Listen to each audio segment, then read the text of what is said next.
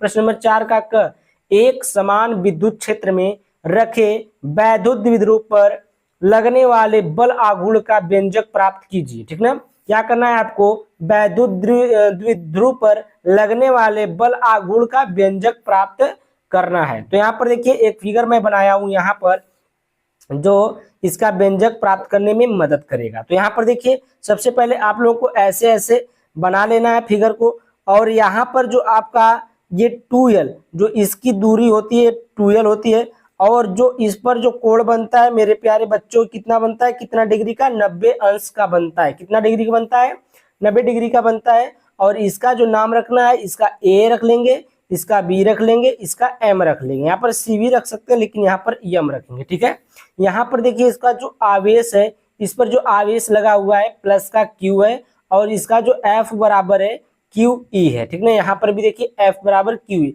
और जो कोण आपका है थीटा है जो कि 90 डिग्री सेल्सियस पर। ये आपको बना लेना है इस तरीके से, और इसके बारे में कुछ लिख लेना है। यहाँ पर देखिए माना एक वैद्युत द्विध्रुव ई तीव्रता के क्षेत्र की दिशा में स्थित रखा है, इन पर क्यू ई मात्रा के बल आरोपित है। जो इस पर बल लग रहा है किसका लग रहा है, क्यू और ई के मात्रा का बल आरोपित है। ठीक ना, अब हम लोग चलते हैं आगे थोड़ा सा।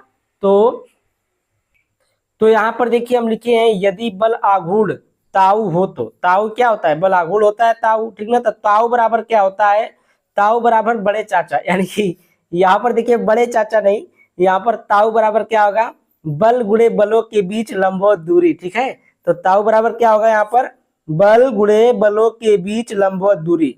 अब यहाँ पर देखिए साइन थीटा बराबर आप लोग जानते हैं कि लंब बटा कर्ण होता है। क्या होता है, लंब बटा कर्ण। जैसा कि यहाँ पर मैं आपको दिखा दूं, यहाँ पर देखिए यहाँ पर ये जो थीटा बन रहा है, अब इसका अगर हम लोग साइन थीटा निकालेंगे तो क्या आएगा, ये आएगा लंब और ये आएगा कर्ण। ठीक ना, ये आएगा लंब और ये आएगा कर्ण। तो ये होता है लंब बटे कर्ण। लंब क्या है, ए एम है, और जो कर्ण है आपका क्या है, ए और बी है। ठीक है, क्या है कर्ण, ए बी, और इसकी दूरी देखिए 2l दिया है। कितना इसका दूरी दिया है, 2l, और इसका मान आपको निकालना है। ठीक ना, तो जिसका मान निकालना रहता है उसको हम लोग क्या करते हैं, उसको हम लोग ऊपर रखते हैं। तो यहाँ पर देखिए ए एम बटे में ए बी, और यहाँ पर देखिए बराबर में साइन थीटा। तो ए एम का मान निकालना है, और ए बी का मान कितना दिया था, 2l दिया था, बराबर में ये कितना हो गया, साइन थीटा हो गया। अब देखिए 2l को हम लोग इधर भेज देंगे तो ये क्या हो जाएगा, ए एम बराबर 2l साइन थीटा। जैसा कि आप लोग जानते हैं कि ताऊ बराबर होता है बल,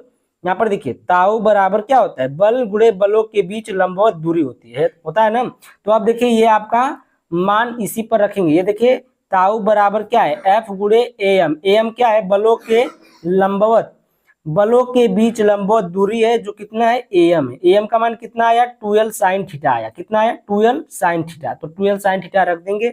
और देखिए एफ जो है, एफ बराबर क्या होता है आपका, क्यू इंटू ई होता है, वहीं पर रखे थे, एफ बराबर क्यू इंटू ए ई। ठीक है, अब यहाँ पर हम लोग चलेंगे, देखिए ई ताऊ बराबर क्या हो जाएगा, ई, इसको इधर उधर कर लिए तो ई यहाँ पर आ गया, ई साइन थीटा, और यहाँ पर इंटू में क्यू इंटू 2l। ये क्यों किए हैं, इसीलिए किए हैं। देखिए विद्युत द्विध्रुव आघूर्ण P बराबर क्या होता है, क्यू इंटू 2l होता है। तो इसकी जगह पर हम लोग क्या रखेंगे, 2l रखेंगे।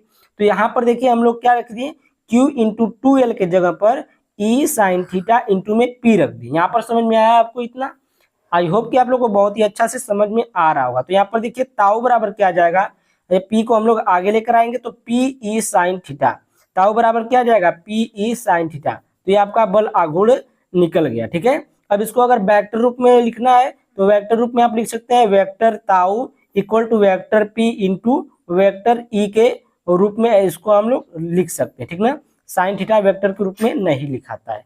ठीक है, तो यहाँ तक आपको ये सिद्ध करना था, ये हो गया।